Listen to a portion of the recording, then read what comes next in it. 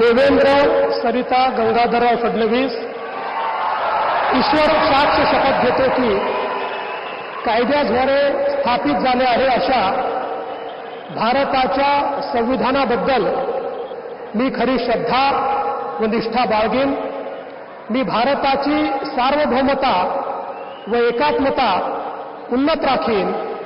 मी महाराष्ट्र राज्याचा मुख्यमंत्री म्हणून माझी कामे निष्ठापूर्वक व सत्सद विवेक बुद्धीने पार पाडेन आणि संविधान व कायदा यानुसार सर्व तऱ्हेच्या लोकांना मी निर्भयपणे व निपक्षपातीपणे तसेच कोणाच्याही विषयी ममत्व भाव किंवा आकस न बाळगता न्याय वागणूक देईन।